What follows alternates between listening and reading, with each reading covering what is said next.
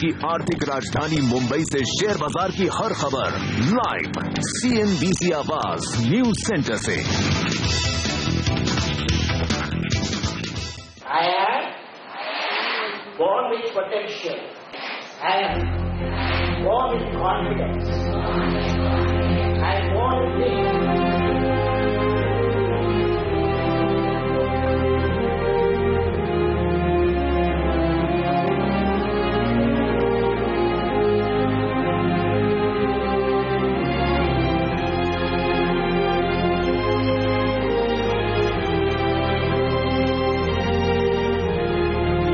Nation is bigger than individuals. They must remember that.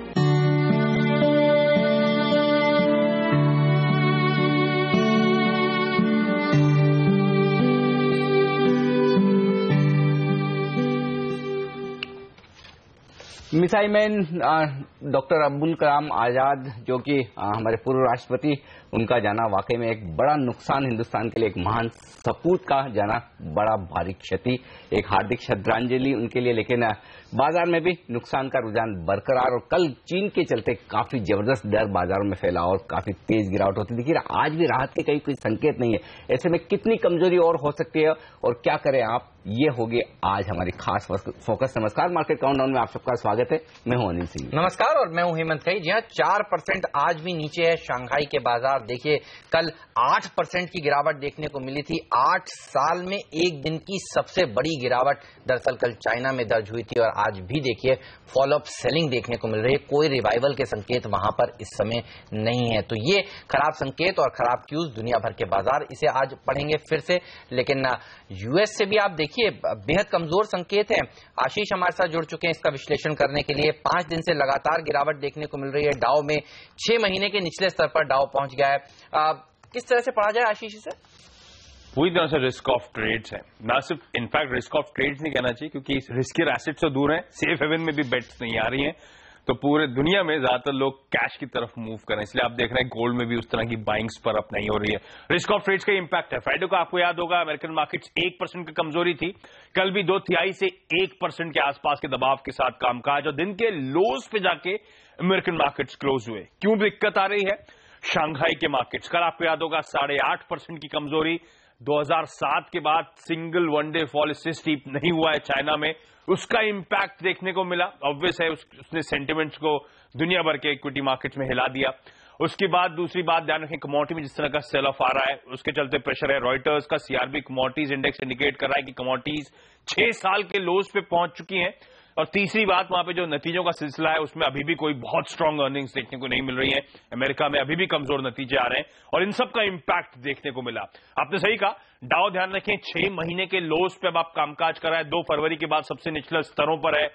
कल S&P ने 200 DMA के नीचे भी कामकाज करा है, तो अब अमेरिकन मार्केट पर इंटरेस्टिंग लेवल से पॉइज है। कमजोरी के साथ ही लगातार कामकाज देखने को मिल रहा है। आज क्योंकि अमेरिका की बात हो रही है, बता दूं आपको, फेड की 2 दिनों की बैठक की आज से शुरुआत होने वाली, जिसका अल्टीमेट आउटकम वेडनेसडे देर रात आएगा। हमारे लिए गुरुवार को वहां पर रिएक्शंस। यूरोप में ध्यान रखें, फ्राइडे को तगड़ी पिटाई हुई थी, 1.5% से ज्यादा दबाव था। कल वहां पर 2.5% के आसपास की कमजोरी थी। ये मार्केट्स भी लोज पे जाके बंद हुए। चाइना में वोलेटिलिटी, अस्थिरता का असर था। ग्लोबल ग्रोथ को लेकर जो कंसर्न्स माउंट हो रहे हैं, उससे भी यहां के मार्केट में प्रेशर था। हालांकि फुटसी अपने पीयर्स को आउटपरफॉर्म करने की कोशिश कर रहा था, लेकिन फाइनली वो भी 1% के आसपास की कमजोरी के साथ ही बंद हुआ है। एशिया में चाइना सबसे इंपॉर्टेंट है। शंघाई के मार्केट्स आपकी स्क्रीन पर आएंगे। कल की तगड़ी पिटाई के बाद चाइना में खबरें ऐसी आई कि वहां का जो सिक्योरिटीज मार्केट है, कमीशन जो है, वो उसने घोषणा करी कि सरकार लिक्विडिटी इंजेक्ट करने की कोशिश करेगी, स्टॉक्स की बाइंग करेगी इक्विटी मार्केट से। उससे कुछ हद तक सपोर्ट आने की अंदेशा था, लेकिन आज की स्क्रीन पर अब 3-3.5% के आसपास की कमजोरी के साथ चाइना अब भी कामकाज करता हुआ। एसजीएक्स निफ्टी दर्शा रहा है कि आज फिर से कमजोर ट्रेड हो सकते हैं। 1/3% के आसपास के दबाव के इंडिकेशन इस समय। शुक्रिया आशीष आपका इस जानकारी के लिए। तो साफ तौर पर दुनिया की दूसरी सबसे बड़ी इकॉनमी अगर इस तरह का प्रदर्शन दिखाए तो जाहिर सी बात है दुनिया भर के ऊपर इसका इंपैक्ट होना ही है अनिल। और अब सबको ये भी डर लगने लगेगा कि एफओएमसी क्या आउटकम देता है। कल देर रात निकल कर आएगा उसका आउटकम। बिल्कुल, और कल जिस तरह से एडरिन मॉवेट ये कह रहे थे कि शायद सितंबर से ही ब्याज दरें बढ़ने का सिलसिला शुरू हो जाए, यानी कि फिर ऐसे में अगली मीटिंग तक तो आपको तैयार होना ही पड़ेगा। लेकिन हाँ, ये जरूर है कि अगर चाइना में ग्रोथ को लेकर इतनी चिंताएं बढ़ रही है तो उसको लेकर एक शायद बाजार में तबका ये भी मानकर चल रहा है कि अब ब्याज दरें बढ़ाने को लेकर शायद फेड जल्दबाजी न करें। ये ग्लोबल वॉलेटिलिटी और जिस तरह से स्लोडाउन के खतरे सिर्फ अमेरिका में नहीं, शायद फेड को पूरे विश्व का देखना है। और अगर उस लिहाज से फेड अगर एक संकेत दें कि नहीं, फिलहाल ब्याज दरें बढ़ाने की वो जल्दबाजी में नहीं, तो गुरुवार को कुछ अच्छी पॉजिटिव खबरें भी सुनने को मिल सकती है, क्योंकि अमेरिकी फेड शायद डिसीजन सिर्फ अमेरिकी इकोनॉमी की बदौलत न दे, और साथ ही अगर उन्हें लगे कि चाइना के चलते पूरे दुनिया भर में मंदी छाने वाली है तो फिर अमेरिका भी बहुत ज्यादा बचेगा नहीं। तो उस लिहाज से ये फेड की मीटिंग काफी अहम होगी, जिसके नतीजे हमें गुरुवार को आते हुए नजर आएंगे। लेकिन इस बीच एक जो आज के लिए डिसाइडिंग फैक्टर है वो काफी हद तक एशियाई बाजारों का रुझान है, क्योंकि आप देखिए शुरुआत जरूर हमने फ्लैट होते हुए देखी चाइना में, उसके बाद तेज गिरावट, थोड़ी रिकवरी के संकेत, हांगकांग हरे निशान में आता हुआ दिख रहा है। तो पूरी तरह से इस वक्त भारतीय बाजारों का मूड और डायरेक्शन आप एशियाई बाजारों से होते हुए देखेंगे, और एशियाई बाजारों में जो लोअर लेवल से रिकवरी आती हुई दिख रही है उस पर नजर रखना जरूरी होगा। लेकिन हाँ, ये बात साफ है, जिस तरह का अब तक का शुरुआती घंटे का ट्रेड देखने को मिला है, काफी उतार चढ़ाव है, और उस उतार चढ़ाव के चलते आपको न्यूज फ्लो के लिहाज से बाजार पर रणनीति बनानी होगी। तो इसमें कोई डाउट नहीं, ग्लोबल मार्केट्स के संकेत सपोर्टिव नहीं है, लेकिन एक्सट्रीम नेगेटिव हो या कल जितने बुरे हाल हो वैसे भी नहीं है, तो काफी हद तक कॉशियस रहने में शायद एक वैसा सावधानी के संकेत लेना ज्यादा ठीक रहेगा। बिल्कुल कॉशियस ही रहना चाहिए। ग्लोबल मार्केट्स की तो चिंताएं भारतीय बाजार को सता ही रही हैं, लोकल चिंताएं भी हैं। हालांकि पी नोट्स को लेकर जब जब बात होती है तब तब एक अनकंफर्टेबल हो जाता है बाजार। पी नोट्स, गार, मैट ऑन एफआईआईज, ये 4-5 शब्द हैं जो बाजार दरअसल सुनना नहीं चाहता गलत मायने में। और देखिए कल ऐसा हुआ और हमने देखा 860 करोड़ रुपए की काफी बड़ी एफआईआईज ने बिकवाली करी है, और एफएनओ में भी काफी बड़ी बिकवाली के आंकड़े काफी जबरदस्त है। और अहमद, मुझे ऐसा लगता है कि कल की बिकवाली के पीछे ज्यादा इस बात का एक वो एक्शन था कि 8,500 का लेवल बाजार ने स्क्रीन पर नहीं तोड़ा, गैप डाउन ओपनिंग के तौर पर तोड़ा, और 8,500 को ज्यादातर short term funds, hedge funds, traders stop loss मानकर चल रहे थे। तो कल के सेशन में प्रेशर लॉन्ग अनवाइंडिंग का ज्यादा रहा है, यानी कि तेजी की पोजीशन कम करने का ज्यादा रहा है, बजाय इसके कि फ्रेश शॉर्ट पोजीशन बनती हुई दिखे। आप देखिए 860 करोड़ की भारी भरकम बिकवाली, इसमें कोई डाउट नहीं सेंटीमेंट बिगाड़ने वाली है। और सामने डोमेस्टिक फंड्स ने कोई बहुत बड़ी खरीदारी की हो वैसा नहीं, महज 250 करोड़ के आसपास की, यानी कि डोमेस्टिक फंड्स भी थोड़ा उम्मीद करें कि कुछ और करेक्शन दिखे और उसके बाद हम खरीदारी करेंगे। 1414 करोड़ के इंडेक्स फ्यूचर्स बेचे गए, और यहां पर एफआईआईज का इंटरेस्टिंग एक्शन है, जहां बैंक निफ्टी में एफआईआईज ने शॉर्ट पोजीशन कल के सेशन में नहीं बनाई है, बल्कि निफ्टी में जरूर उन्होंने शॉर्ट पोजीशन बनाई। तो बैंक निफ्टी में तेजी की पोजीशन कम की है, निफ्टी में तेजी की पोजीशन कम की, और साथ ही निफ्टी में शॉर्ट की है। तो जो बाजार का ट्रेंड दिखा रहा है 2.25% कल बैंक निफ्टी गिरा है, वो बैंक निफ्टी में जो ज्यादा शॉर्ट पोजीशन ट्रेडर्स की बनी है बजाय एफआईआईज के। अब आइए आप स्टॉक फ्यूचर्स में 800 करोड़ के स्टॉक फ्यूचर्स एफआईआईज ने बेचे हैं, और यहां पर दमदार शॉर्ट्स बने। तो स्टॉक स्पेसिफिक बिकवाली एफआईआईज की तरफ से होती हुई दिख रही है। तो इंडेक्स से ज्यादा स्टॉक स्पेसिफिक बिकवाली परेशान करने वाली है, क्योंकि दोनों ही तरफ मिला के आप 1400 साढ़े 1400 करोड़ की बिकवाली देख रहे हैं कैश और स्टॉक फ्यूचर्स में। अब आइए ऑप्शंस में 1540 करोड़ की खरीदारी का आंकड़ा ये लगे कि बहुत अच्छा है, खरीदारी की है, लेकिन ये खरीदारी ज्यादातर पुट ऑप्शंस में होती हुई दिखी है। और पुट ऑप्शन में खरीदारी का मतलब साफ है कि बाजार के नीचे जाने की खतरे को लेकर एफआईआईज अपने पोर्टफोलियो को हेज करने की कोशिश कर रहे हैं, और ये एक अच्छा संकेत नहीं है। तो इस खरीदारी के आंकड़े में भी कोई संकेत पॉजिटिव नहीं है, तो आंकड़े काफी कमजोर है, इसमें कोई डाउट नहीं। और आप डायरेक्शनल कॉल के तौर पर लेना चाहें कैश मार्केट की बिकवाली, स्टॉक फ्यूचर्स की बिकवाली, इंडेक्स फ्यूचर्स की बिकवाली, ये तीनों मिलाकर 3000 करोड़ का आंकड़ा एक ही सेशन में आता हुआ दिखा है।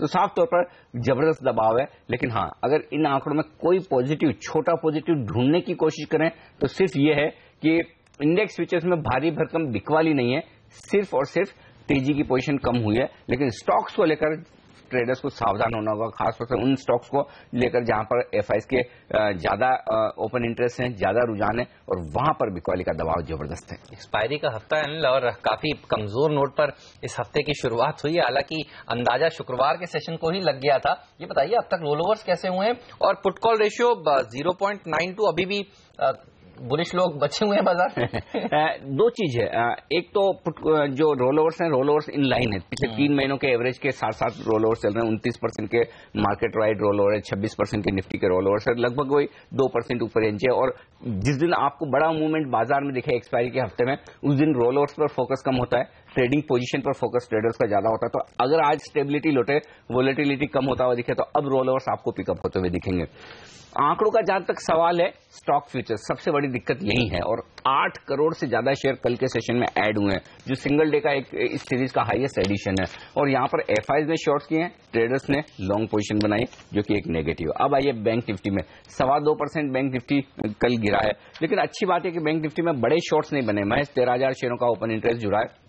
तो यहां पर शॉर्ट्स काफी कम है और जो हैं वो ट्रेडर्स की तरफ से। निफ्टी में आइए, ओपन इंटरेस्ट में कोई खास बदलाव नहीं, मुश्किल से 75,000 लाख शेयर नए जुड़े हैं। और इसका मतलब साफ है कि निफ्टी में बड़े शॉर्ट्स नहीं बने, तेजी की पोजीशन कम होती हुई दिखी है। ये एक अच्छा संकेत है कि कमजोर ट्रेडर्स सिस्टम से बाहर होते हुए दिखे हैं। पुट कॉल रेशियो की जो आप बात कर रहे थे 0.92, ये बेहद इंटरेस्टिंग है। सिर्फ 3 ट्रेडिंग सेशन में पुट कॉल रेशियो 1.22 से 1.92 पर आ गया, यानी कि 30 बेसिस पॉइंट की कमी हुई है। तो अब मैं ये कहूंगा कि अब बाजार काफी हल्का हो चुका है और कुछ हद तक अब धीरे धीरे शॉर्ट साइड पर झुकता हुआ नजर आ रहा है, और ये एक अच्छा संकेत है। तो अगर वायदा कारोबार के सारे आंकड़ों में अगर आपको एक कोई पॉजिटिव आंकड़ा देखना है, तो वो सिर्फ पुट कॉल रेशियो से मिलता है कि काफी तक कमजोर ट्रेडर सिस्टम से बाहर हो चुके हैं, स्टॉप लॉसेस ट्रिगर हो चुके हैं, और कल 8,500 के नीचे की गैप डाउन ओपनिंग के बाद उन्होंने अपनी पोजीशंस कम कर लिए। अब पुट और कॉल में कल एक्शन जो दिखा है वो साफ तौर पर भारी भरकम मंदी की ओर इशारा कर रहा है, जहां पुट में 27 लाख शेयर कम हुए और कॉल्स में एक ही दिन में 75 लाख शेयर नए जुड़े, यानी कि जमकर कॉल्स बेचे गए। और कॉल बेचने का मतलब यह है कि ट्रेडर्स शॉर्ट पोजीशन बना रहे हैं, कॉल बेचकर प्रीमियम कमाना चाहते हैं। और उस लिहाज से आज के लिए जो कुछ अहम लेवल दिखते हैं, पहली बात तो है कि हाईएस्ट ओपन इंटरेस्ट तेजी से नीचे की तरफ शिफ्ट होता हुआ दिखा है और वो सीधा का सीधा 8,500 से 7,900 पर आया है, और ये एक बड़ा गैप है। तो लोअर साइड की रिस्क काफी खुलती हुई दिख रही है, लेकिन इसका मतलब ये नहीं कि हम सीधा का सीधा 7,900 पर पहुंच जाएंगे इसी सीरीज में। उससे पहले 8,300 एक स्ट्रॉन्ग सपोर्ट का काम कर सकता है, और वो इसलिए कि वहां पर 50 लाख शेयरों का ओपन इंटरेस्ट पुट में बना हुआ है। तो आज के लिए वायदा कारोबार के ट्रेडर्स के लिए अब जो सपोर्ट लेवल निकल कर आता है वो 8,300 पर आता है। अगर आप 8,300 को तोड़ेंगे तो फिर आपको बिकवाली का प्रेशर बढ़ता हुआ नजर आएगा, अदरवाइज 8,300 को होल्ड करने की कोशिश बाजार करेगा। ये पहला आंकड़ा जिस पर आपकी नजर होनी चाहिए। लेकिन ऐसे में अगर रिकवरी आती तो तेजी कितनी हो सकती है वो समझना काफी जरूरी है। जिस तरह से कॉल्स में एग्रेसिव राइटिंग होती हुई दिखी है, कल देखिए 8,400 के कॉल में 24 लाख शेयर नए जुड़े हैं, और ये जो मंदी की पोजीशन बनी है, जाहिर सी बात है कि मंदी करने वाले ट्रेडर्स आसानी से इस लेवल को छोड़ने वाले नहीं। तो सबसे पहले तो आपके लिए 8,400 को पार करना ही बेहद मुश्किल है, और अगर उसके पार निकल भी गए तो 8,450, 8,500 इस पूरी रेंज में इतनी ज्यादा पोजीशंस बनी है, लगभग 60 लाख शेयरों की कॉल्स में एडिशन हुई है। तो अनलेस कि आपको कोई बड़ा पॉजिटिव न्यूज फ्लो आता दिखे या फिर चाइना के मार्केट 5-6% बढ़ जाए, तब अलग बात है। अदरवाइज आप 8,400 से 8,500 की रेंज को पार कर पाएंगे, इसकी संभावना बहुत कम है। और अब से लेकर एक्सपायरी तक ये 100 पॉइंट की रेंज ऐसी है जो भयंकर रेजिस्टेंस जोन का काम करेगी, और जहां जाने में बाजार को काफी पसीना आएगा।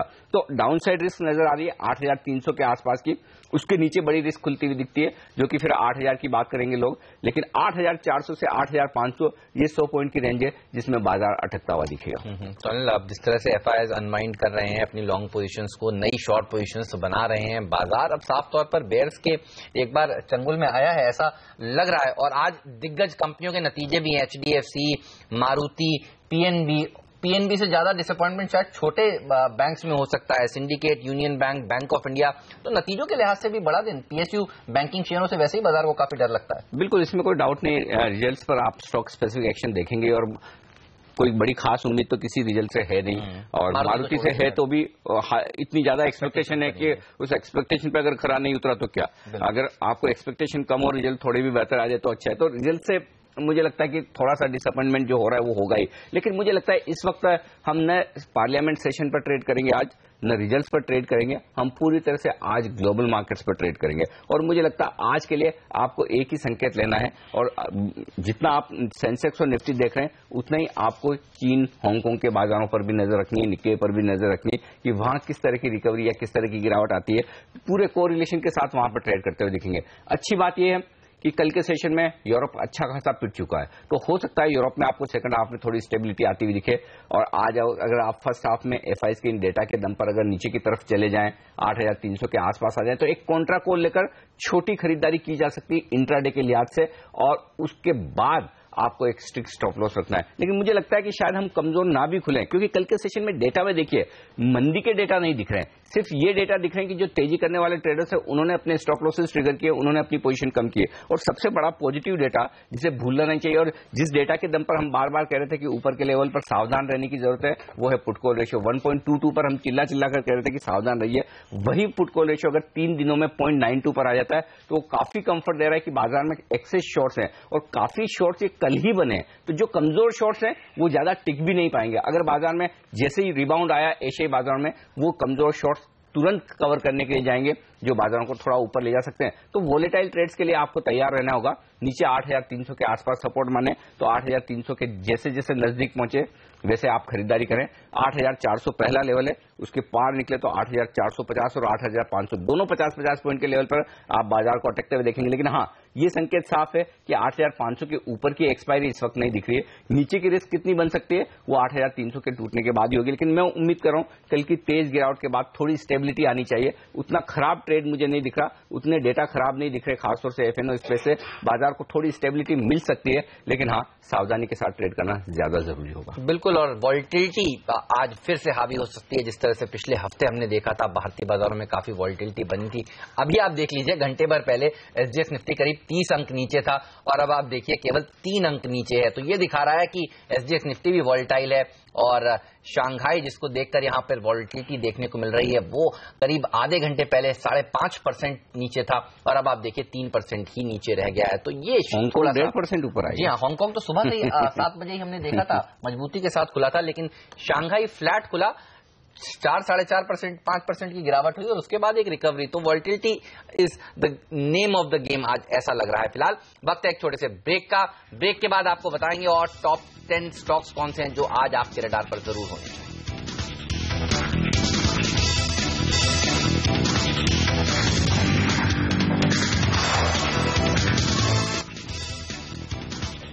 मार्केट काउंटडाउन में एक बार फिर आप सभी का स्वागत है। वक्त हो गया अब ये जानने का कि वो कौन से टॉप 10 स्टॉक्स हैं जिस पर आज आपकी नजर जरूर होनी चाहिए। और सीएनबीसी आवाज की पूरी टीम हमारे साथ जुड़ चुकी है। आशीष, सोनम, पूजा और वरुण।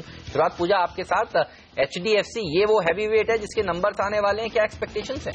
जी, एचडीएफसी से इस क्वार्टर हमारी उम्मीद है कि एक अच्छी रिकवरी इस क्वार्टर देखने को मिल सकती है। एनआईआई में एक स्ट्रांग ग्रोथ का अनुमान है क्योंकि यहाँ पर लोन ग्रोथ में काफी अच्छी बढ़त देखने का अनुमान है और जो मदद मिलेगी वो रिटेल और इंडिविजुअल लोन ग्रोथ के फ्रंट से मिलेगी, जिसमें कि हमारा अनुमान है कि एनआईआई में यहाँ पर इस बार 16% की बढ़त देखने को मिल सकती है। इसके अलावा जो मार्जिन रहेंगे वो भी स्टेबल रहेंगे क्योंकि बैंक ने अपने होम लोन में करीब 20 बेसिस पॉइंट की कटौती की थी, तो वहां पर एक सपोर्ट मिलता हुआ नजर आएगा कंपनी को। इसके अलावा बैंक के कैपिटल रेजिंग प्लान किस तरह के होते हैं और अपने लाइफ इंश्योरेंस कारोबार में वो एक सेल करने वाली थी, तो उसको लेके क्या अपडेट आती है इस पर हमारी नजर रहेगी। मारुति सुजुकी आज अपने तिमाही नतीजे घोषित करेगी। दिग्गज ऑटो कंपनी से फिर से एक बेहद ही सॉलिड क्वार्टर की उम्मीद रखी जा रही है। बेहद ही मजबूत तिमाही नतीजे कंपनी घोषित करेगी क्योंकि वॉल्यूम्स मजबूत रहे हैं।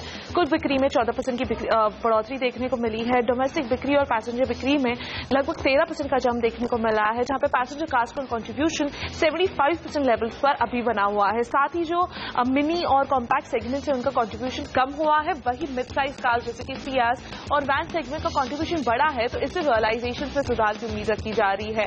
पिछले तिमाही में कंपनी ने 5 साल के सबसे हाईएस्ट मार्जिन डिक्लेयर किए थे। इस बार ये रिकॉर्ड टूटता हुआ दिखाई देगा क्योंकि फिर से कंपनी बेहतरीन मार्जिन घोषित करेगी। 16.2% के मार्जिन आ सकते हैं पिछले साल के 11.7% के मुकाबले, जहां पर बेहतर product mix, favourable currency movement और रॉ मटेरियल्स के खर्च में आई गिरावट से कंपनी को काफी मदद मिलेगी। तो एक बेहद ही सॉलिड क्वार्टर की उम्मीद मारुति सुजुकी से।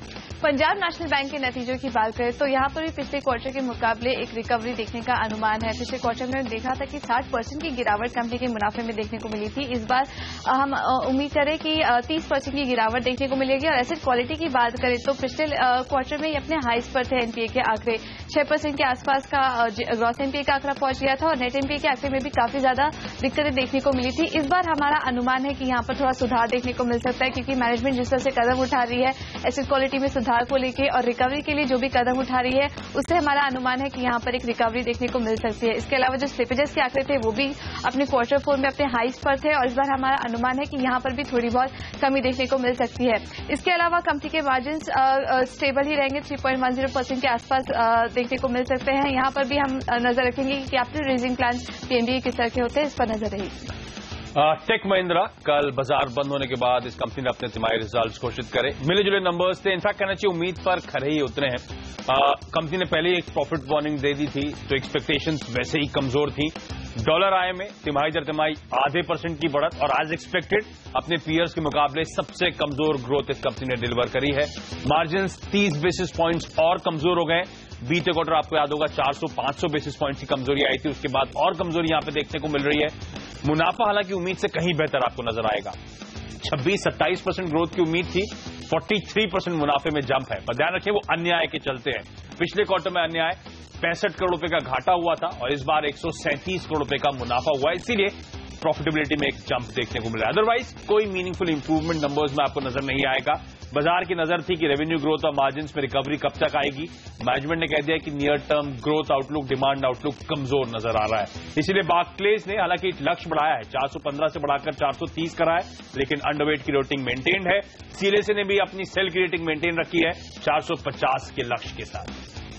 अंबुजा सीमेंट के नतीजों की बात करें तो यहाँ पर टॉप लाइन में तो उम्मीद के मुताबिक ही नंबर्स दिखे हैं, क्योंकि वॉल्यूम ग्रोथ यहाँ पर करीब 1.6% की year on year volume growth देखने को मिली, जिसकी वजह से टॉप लाइन में एक सपोर्ट मिला है। लेकिन मार्जिन्स की बात करें तो जैसे कि हम आपको पहले ही बता रहे थे कि कंपनी के एक्सपेंसेस बढ़े हो सकते हैं, फ्रेट कॉस्ट बढ़े हुए हो सकते हैं, इसकी वजह से मार्जिन्स में थोड़ा बहुत दबाव देखने को मिला है। लेकिन पावर एंड फ्यूल एक्सपेंसेस में जो कटौती हुई है वहां से थोड़ा बहुत सपोर्ट यहाँ पर मिलता हुआ दिखाई दिया है। कंपनी ने इस बार करीब 15.8% के मार्जिन्स पोस्ट किए हैं। रियलाइजेशन में अभी यहाँ पर कमी देखने को मिली है, जिसकी वजह से मार्जिन्स पर एक हिट हुआ है। जैसा कि हम आपको बता रहे थे कि सीमेंट के दाम में अक्रॉस द सेक्टर काफी दबाव देखने को मिल रहा है और उसका असर यहाँ पर कंपनी के नतीजे में देखने को मिला। रियलाइजेशन में कमी देखने को मिली है। इस पर तमाम ब्रोकरेज हाउस की भी रिपोर्ट्स निकल कर आई है। Bank of America Merrill Lynch ने टारगेट प्राइस में कटौती की है 11% की, 271 प्रति शेयर का टारगेट यहाँ पर दिया है। उसके अलावा सीएलएसए ने भी अपनी टारगेट प्राइस 300 रुपए प्रति शेयर पर मेंटेन रखी है।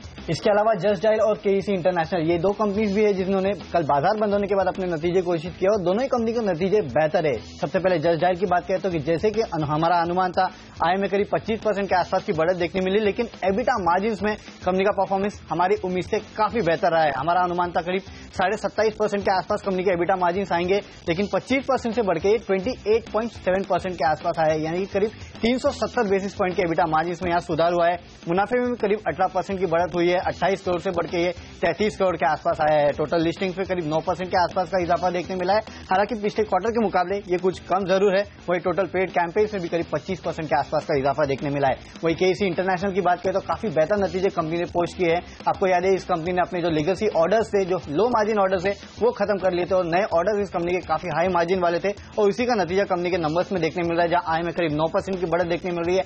ऑपरेटिंग मार्जिन में करीब 160 बेसिस पॉइंट का इजाफा देखने मिल रहा है, 5.9% से बढ़ के 7.5% पे आ गया है और मुनाफे में करीब 170% का बढ़त देखने मिल रहा है, 11 करोड़ से बढ़ के ये 30 करोड़ पे आया है। तो दोनों ही कंपनियों से बेहतर नतीजे देखने मिले हैं।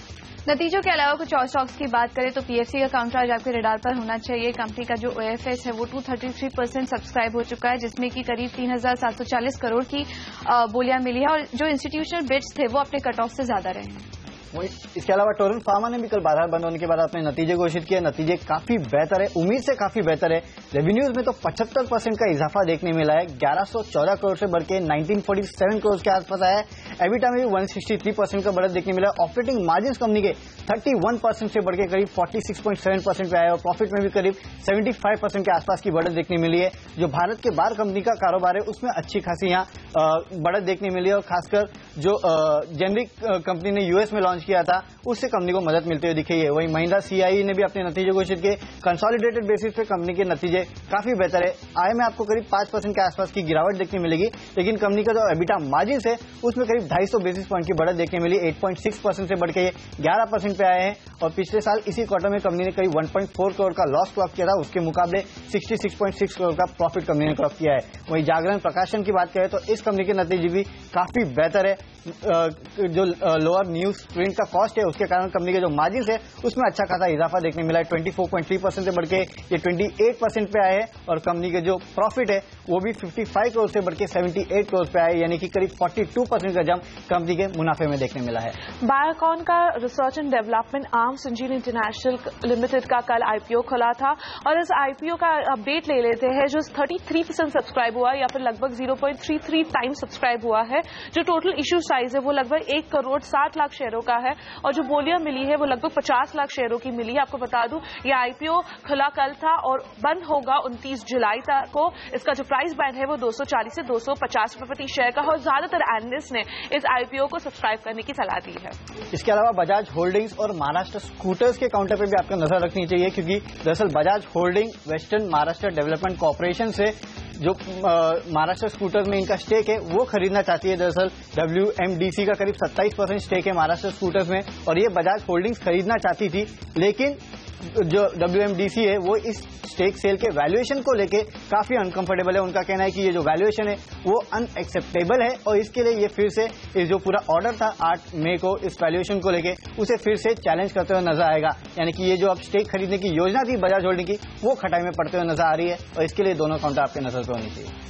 सुप्रीम इंडस्ट्रीज यहाँ पर कंपनी की 22% पर एफआई लिमिट ट्रिगर हो चुकी थी, जिसके बाद अब बोर्ड ने एफआई लिमिट 22% से 30% तक करने की मंजूरी दे दी और इसको भी आरबीआई की अप्रूवल मिलना बाकी है। ये सारे स्टॉक से जहां पर आज एक्शन दिखेगा खबरों के दम पर। लेंगे एक छोटा सा ब्रेक और ब्रेक के बाद एक खबर पर होगा फोकस और वो था पीएफसी का ऑफर फॉर सेल। कल शानदार रेस्पॉन्स मिला है। हम बात करेंगे विनिवेश सचिव अनुराधा जौहरी से इस छोटे से ब्रेक के बाद।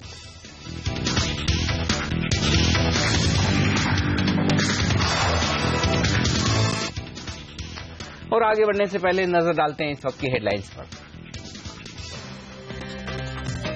Missile man doctor APJ Abdul Kalam के निधन पर शोक में डूबा देश। आज दिल्ली में होंगे अंतिम दर्शन। पैतृक शहर रामेश्वरम में होगा अंतिम संस्कार। चीन और कमोडिटी बाजार में तेज गिरावट से अमेरिकी बाजारों में दबाव। डाउ जोन्स 6 महीने के निचले स्तर पर पहुंचा। एशियाई बाजारों में भी सुस्ती के संकेत। SGX Nifty flat. सोना 5.5 साल के निचले स्तरों पर पहुंचा। कॉमेक्स पर भाव $1095 के नीचे। चीन के बाजारों में गिरावट से क्रूड पर बढ़ा दबाव। ब्रेंट के भाव $53 के आसपास। कल बाजार बंद होने के बाद आए टेक महिंद्रा और अंबुजा सीमेंट के नतीजे। अन्य आय बढ़ने की वजह से टेक महिंद्रा के मुनाफे में 40% का उछाल, लेकिन अंबुजा के मुनाफे आय में गिरावट। और आज नतीजों के लिहाज से फिर से बड़ा दिन। दिग्गज company Maruti, HDFC limited, PNB के नतीजे होंगे आज।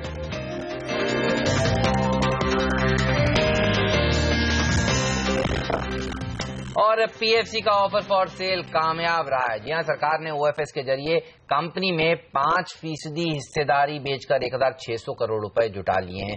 सरकार ने पीएफसी के ओएफएस का फ्लोर प्राइस 254 रुपीस प्रति शेयर रखा था। ओएफएस के लिए 2 गुना से ज्यादा बोलियां कल मिली। खास बात ये रही कि रिटेल सेगमेंट ये इसके लिए 4 गुना से ज्यादा बोलियां कल मिली हैं। और कंपनी के ओएफएस पर विनिवेश सचिव अनुराधा जौहरी से खास बातचीत की हमारे संवाददाता दीपक साहू ने। आइए सुनते हैं।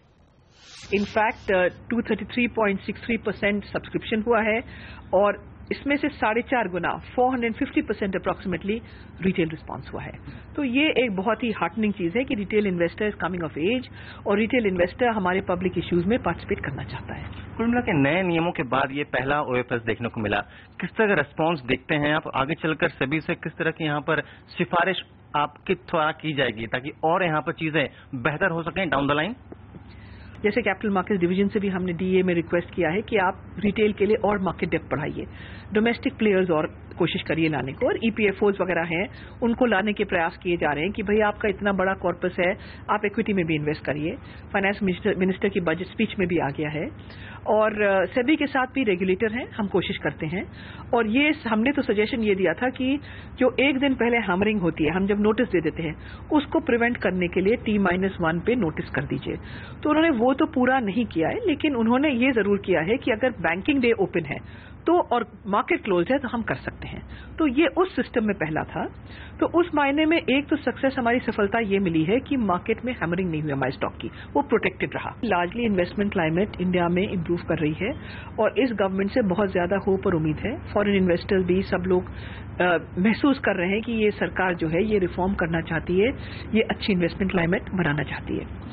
तो दूसरी चीज ये है कि हम अपनी तैयारियां जो हैं उनको हमने बहुत फास्ट ट्रैक कर दिया है, तैयारी की है। बास्केट ऑफ स्टॉक्स का मतलब ये है कि हमने स्टॉक्स को इकट्ठा करके मर्चेंट बैंकर से बिड इनवाइट कर रहे हैं, क्योंकि नहीं तो वो पिक एंड चूज कर देते थे और हमें हर स्टॉक बेचना है।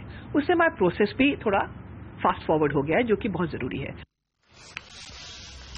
तो ये थी विनिवेश सचिव अनुराधा जौहरी जो बताती हुई कि पीएससी के ऑफर फॉर सेल को जबरदस्त रिस्पांस मिला है। चलिए आगे बढ़ते हैं, एक्सपर्ट्स को शामिल करते हैं, आज के ट्रेडिंग सेशन की रणनीति बनाते हैं। तकनीकी राय देने के लिए हमारे साथ सिमी भौमिक जुड़ चुकी हैं कोलकाता से, simivbhaumik.com की, और साथ ही आनंद राठी सिक्योरिटीज के डेरिवेटिव हेड चंदन तापड़िया भी हमारे साथ है इस वक्त वायदा कारोबार की रणनीति देने के लिए। गुड मॉर्निंग, आप दोनों का स्वागत है सीएनबीसी आवाज पर। सिमी, क्या कह रहे हैं चार्ट्स कल जिस तरह से 8,500 के नीचे की ओपनिंग और उसके बाद कहीं किसी लेवल से कोई रिकवरी आती नहीं देखी, क्या बाजार कुछ ओवरसोल्ड दिख रहे हैं, कहीं इंपॉर्टेंट सपोर्ट लेवल के आसपास हैं या फिर कमजोरी और बढ़ सकती है? क्या लेवल्स निफ्टी पर अहम है और अगर एकदम शांत शुरुआत हो आज बाजार की तो क्या ट्रेड लेंगे आप निफ्टी पर? Good morning Anil ji. बाजार अभी भी ओवरसोल्ड जोन में नहीं आया है, पर जो क्लोजिंग कल बाजार ने दिखाया था, निफ्टी काफी वीकनेस के साथ ही क्लोजिंग हुआ था, पर एक कहीं ना कहीं एक मेजर सपोर्ट के आसपास बंद किया था। जो पूरा स्विंग था लास्ट हाफ स्विंग का 7940 का लो था और 8654 का हाई था।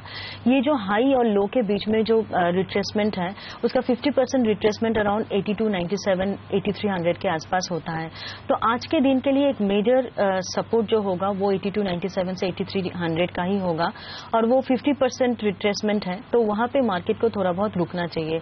अब ग्लोबल क्यूज बहुत खराब है तो कुछ नहीं कर सकते, हो सकता है कि हम लोग 8300 से भी नीचे जाएंगे और थोड़ा सा वापस मतलब सस्टेन भी कर पाएंगे। अगर ग्लोबल मार्केट्स रिकवर नहीं करता है तो बहुत जल्दी कुछ उम्मीद नहीं है, पर ओवरऑल जो भी है मैं ये मानूंगी नहीं कि ये मार्केट में जो बुलिश ट्रेंड था वो एक बार के लिए खत्म हो चुका है। हाँ, पैनिक में लास्ट 3-4 ट्रेडिंग सेशन में जो फॉल देखा है वो बहुत ही जल्दी खत्म होगा, पर कहाँ पे सपोर्ट मिलता है वो देखना पड़ेगा। मतलब मार्केट खुलते ही मार्केट वीकनेस के साथ खुला और बाइंग कर लिया, ऐसा नहीं करना चाहिए। मार्केट को पहले एक सेटल करने का टाइम देना चाहिए, मार्केट खुद कह देगा कि कहां पे बॉटम बन गया है। मेरा जो नजर में है, मुझे लगता है कि निफ्टी अगर 8350 के नीचे अगर खुलेगा और उससे नीचे मेंटेन करेगा तो 8300 का क्रूशियल सपोर्ट जो 50% है रिट्रेसमेंट, वहां पे निफ्टी पहले बार सपोर्ट ले सकता है। और 8380 से 8275 इस रेंज के बीच में कहीं सपोर्ट है। 8275 निफ्टी का 200 डेमा भी है, तो ये 25 पॉइंट का जो रेंज है वो ब्रीच करने में टाइम लगेगा, बहुत जल्दी वो रेंज टूटेगा नहीं और वहां पे आने के बाद थोड़ा बहुत बाइंग इमर्ज होते हुए मैं देख रही हूं और मुझे लगता है कि उस रेंज के आसपास आने के बाद थोड़ा बहुत अगर मार्केट वहां पे सेटल करता है तो थोड़ा बहुत एग्रेसिव बाइंग करके देखना चाहिए। राइट, चंदन हाय, आप कैसे बाजार को अप्रोच कर रहे हैं? लग रहा है कि 8300 पे सपोर्ट लेगा या तोड़ देगा इसे आज नीचे की तरफ? जी देखें, बाजार ने जो एक कंसोलिडेशन फेज था 8500 8520 का सपोर्ट वो तोड़ के उसके नीचे कामकाज करने लग गया और कल एक शार्प सेल ऑफ देखने को मिला। जो बाजार का जो बुल सेंटीमेंट था वो पूरा एक दिन में पिछले 2 दिन में टर्न हो गया। पुट कॉल रेशियो है वो 0.96 की तरफ फिसल गया और कल के ट्रेडिंग सेशन में 84 और 8500 की कॉल में अग्रेसिव कॉल राइटिंग देखी गई है। दोनों स्ट्राइक में मिला के लगभग 50 लाख शेयर ने एडिशन हुए हैं, तब 8440 लेवल निकालना मुश्किल हो जाएगा और नीचे में 8315 जो एक इमीडिएट सपोर्ट है जो 10 जुलाई के आसपास का लो बनाया था जहां से मार्केट रिकवर दिया था, उसके नीचे जाता है तो मेरे हिसाब से 8250 तक के लिए बाजार फिसल सकता है। तो इंट्राडे ट्रेडर्स 8315 फिर 8250 का लेवल ध्यान में रखें। जब तक 8440 नहीं निकलता तब तक जो इमीडिएट पॉजिटिव ट्रेंड है वो निगेट हो गया और वीक स्ट्रक्चर है वो बाजार का स्टार्ट होना लग गया। ओके, तो ये राय आती है इस वक्त। निफ्टी पर लेंगे एक छोटा सा ब्रेक और ब्रेक के बाद लौटेंगे। फोकस होगा हमारा बैंक निफ्टी और साथ ही कुछ स्टॉक्स पर जहां पर आज एक्शन दिखने वाला है। इस बीच एसजेक्स निफ्टी हरे निशान में लौटता हुआ 6 अंकों की मजबूती के साथ एशियाई बाजारों में रिकवरी साफ तौर पर नजर आ रही। हांगकांग के बाजार इसे लीड करते हुए दिख रहे हैं इस रिकवरी को, तो वहां से तेजी बनती हुई दिख रही है। ब्रेक के बाद तुरंत लौटेंगे, बने रहिए हमारे साथ।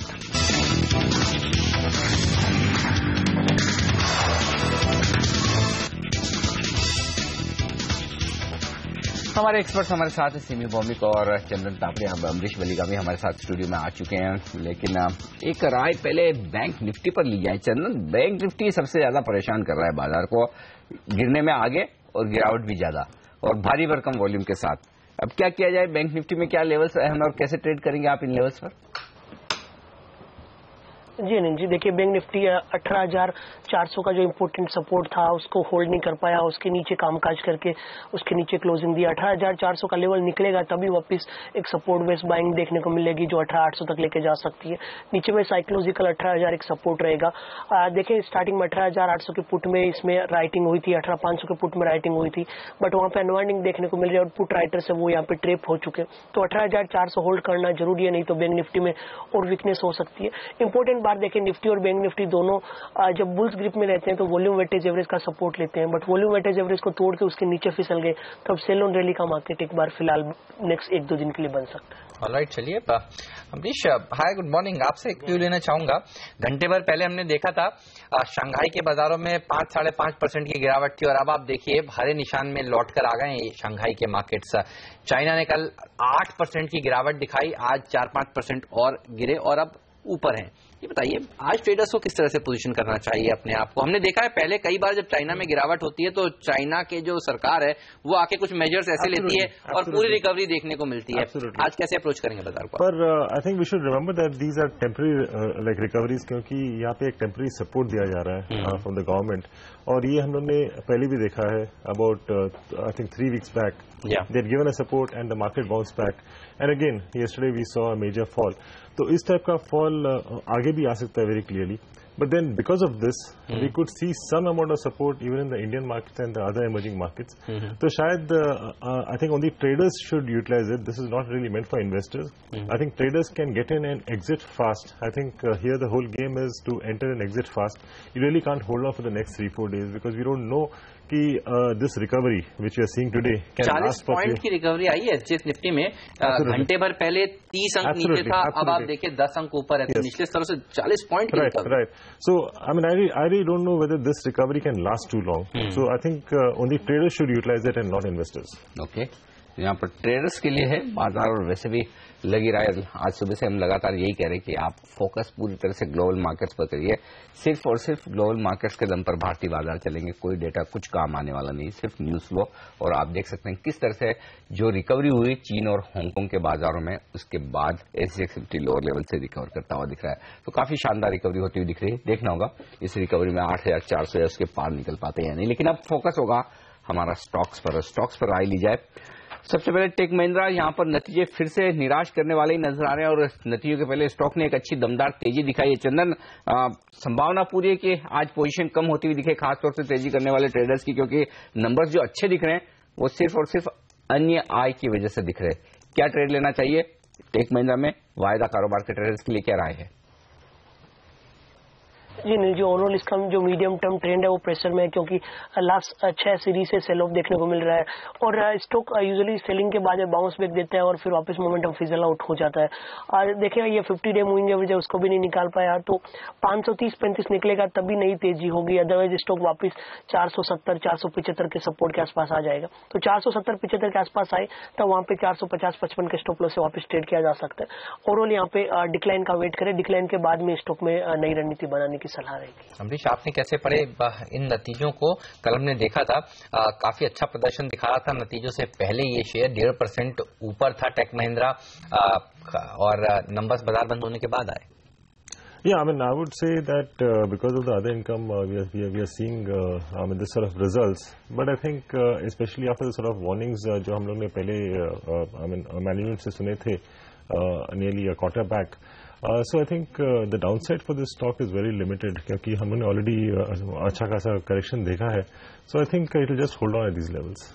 ओके, ये राय आती है। लेकिन अंबुजा सीमेंट जहां पर नंबर्स खराब भी आए और फिर से मुनाफे में 45% की कमी, वैसे ही खराब नंबर्स का अंदाजा था, लेकिन उसके बावजूद हर लिहाज से परफॉर्मेंस खराब है। आय कम हुई है हमारे पोल से, मुनाफा कम हुआ है, मार्जिन्स पर दबाव बना है। क्या अंबुजा सीमेंट अभी भी एक बेहतरीन शॉर्ट है चार्ट पर? सिमी, क्या कहेंगे आप? अनिल जी, ये स्टॉक थोड़ा सा वीकनेस दिखा रहा है। अब फ्रेश वीकनेस 230 से नीचे ही आएगा। अब 234 के आसपास का कल का क्लोजिंग था और आज का रेजिस्टेंस 237-38 के आसपास है। मतलब सेल ऑन रैली स्ट्रेटेजी अपनाना पड़ेगा, नहीं तो अगर वीकनेस के साथ खुलता है तो 230 टूट जाने का इंतजार करना पड़ेगा। एक क्रूशियल सपोर्ट है 230, वो साइकोलॉजिकल सपोर्ट भी है। 230 के नीचे अगर ये स्टॉक मेंटेन करेगा तो 222-223 का टारगेट आ सकता है इंट्राडे में, पर सेल 230 से नीचे करने से ही बेहतर होगा, नहीं तो ऊपर में करेंगे तो 238 के ऊपर स्टॉप लॉस भी मेंटेन करना पड़ेगा। ऑलराइट, चलिए ये रहा अंबुजा सीमेंट पर। वक्त हो गया फिलहाल यहाँ पर एक छोटा सा ब्रेक लेने का। ब्रेक के बाद कुछ और इंटरेस्टिंग स्टॉक्स पर आपको एक राय दिलाएंगे, लेकिन एसजीएक्स निफ्टी पर नजर रखिए। एक अच्छी रिकवरी देखने को मिल रही है, 11 अंकों पर इस समय एसजीएक्स निफ्टी ट्रेड करता हुआ।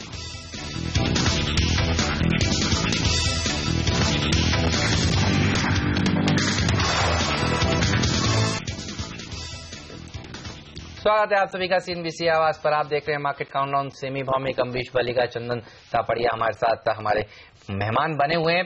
जस्ट डायल पर आपसे राय लेना चाहूंगा। अम्बरीश, कल हमने देखा बाजार बंद होने के बाद इनके नतीजे भी काफी शानदार आए। मुनाफा 18% बढ़ा है, रेवेन्यू 25% बढ़ा है, एबिटा देखिए 25% से बढ़कर 28.7%।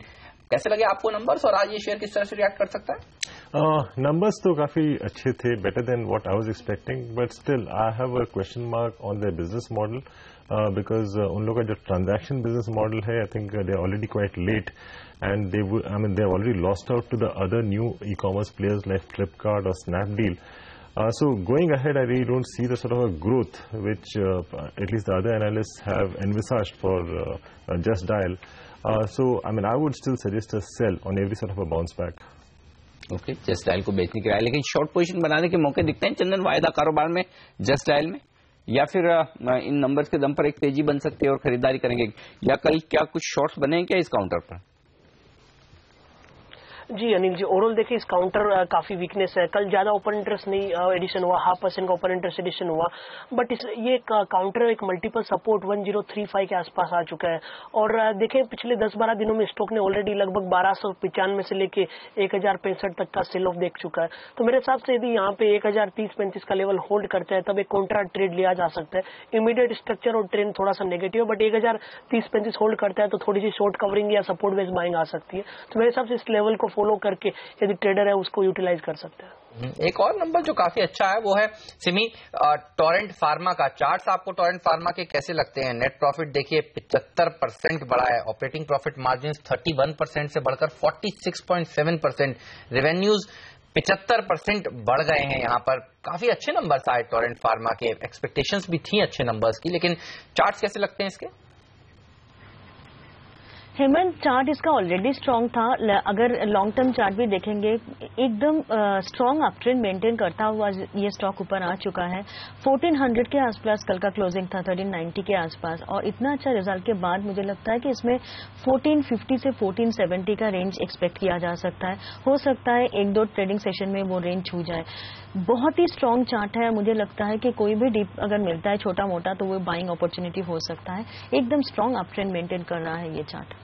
ओके, मजबूत अपट्रेंड में चार्ट नजर आता है। केसी इंटरनेशनल कैसे ट्रैक करते हैं अम्बरीश? आप काफी शानदार नतीजे इस कंपनी ने पेश किए, स्टॉक में भी काफी जबरदस्त रनअप हम लगातार देख रहे हैं और वो परफॉर्मेंस नंबर्स में भी अब नजर आ रही है।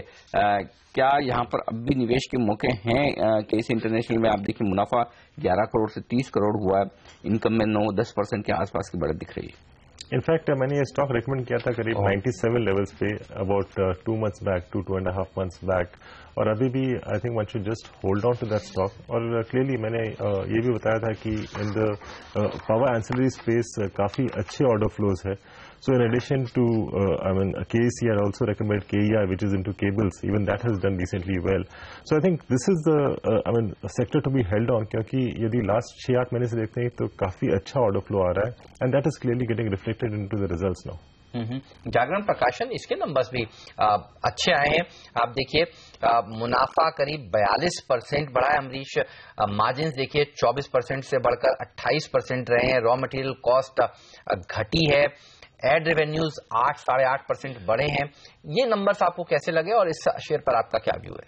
और नहीं, इनफैक्ट जागरण प्रकाशन मैं फॉलो नहीं करता हूँ तो इस पर टिप्पणी देता हूँ। इसके चार्ट्स कैसे लगते हैं आपको? हेमंत चार्ट स्ट्रांग है, अच्छा मोमेंटम में ये स्टॉक है और मीडियम टर्म चार्ट भी देखेंगे तो मुझे लगता है कि अपट्रेंड मेंटेन कर रहा है।